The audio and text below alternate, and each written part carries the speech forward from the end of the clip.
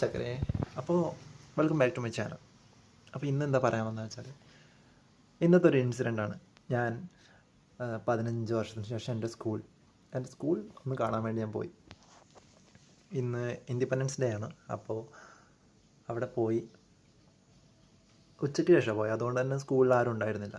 School നല്ല വിശാലമായിട്ട് അന്തരീക്ഷമായിരുന്നു. അപ്പോൾ ഞാൻ അവിടെ പോയി. എൻ്റെ ക്ലാസ് റൂം, എൻ്റെ അവിടെയുള്ള വരാന്ത, പൂന്തോട്ടം, അങ്ങനെയുള്ള എല്ലാ ഭാഗത്തിലൂടെ ഞാൻ പോയി.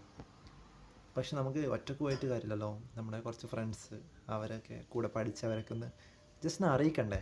അപ്പോൾ അതിനുവേണ്ടി എൻ്റെ കയ്യിൽ എല്ലാവരും നമ്പറുണ്ട്. എൻ്റെ എല്ലാ കോൺടാക്ട്സും, എല്ലാവരും സ്റ്റാറ്റസ് കാണുന്നുണ്ട്. എല്ലാവരും നല്ല രീതിയിൽ തന്നെ നിലനിർത്തി പോയിട്ടുണ്ട്. പക്ഷേ ഞാൻ ആ ഒരു സമയത്ത് നമുക്ക് സംസാരിക്കണം തോന്നുമ്പോഴും വിളിക്കണം തോന്നുമ്പോൾ ജസ്റ്റ് മെസ്സേജ് അയക്കാമല്ലോ. അപ്പം ഞാൻ അങ്ങനെ അയച്ചപ്പോൾ ഒരാൾ പോലും ഓൺലൈനിൽ വന്നിട്ടില്ല. ഓൺലൈൻ ഉണ്ടെങ്കിൽ കൂടെ അവർ റിപ്ലൈ തന്നിട്ടില്ല. വിളിച്ചിട്ട് എടുത്തിട്ടില്ല, കട്ടാക്കി. It's okay. ചിലപ്പോൾ അവരൊക്കെ വർക്കിലായിരിക്കും, ബിസി, എല്ലാവരും പുറത്ത് കാര്യങ്ങളൊക്കെ അല്ലേ. അപ്പോൾ ഇതിൻ്റെ തിരക്ക് കാര്യങ്ങളാണെന്ന് വിചാരിക്കും. ഞാൻ മനസ്സിലാക്കി. എന്നിട്ടിപ്പോൾ ഇന്നലെയാണ് പോയത്, ഇന്നായിട്ടും ഒരാളും അതിന് റിപ്ലൈയോ ഒരു മെസ്സേജ് തിരിച്ചു വിളിക്കുകയോ ഒന്നും ചെയ്തിട്ടില്ല. നമ്മൾ അത്രമാത്രം തിരക്കിലൊന്നല്ല. ആരാണെങ്കിലും ജസ്റ്റ് ഫോൺ എടുക്കുമല്ലോ. പോട്ടെ, പഴയ നമ്പറാണ്, വാട്സപ്പ് ഇല്ലായിരിക്കും എന്ന് വരിക. പക്ഷേ വാട്സപ്പ് ഉണ്ട്, അതിൽ മെസ്സേജ് ഡെലിവേർഡ് ആവുന്നുണ്ട്.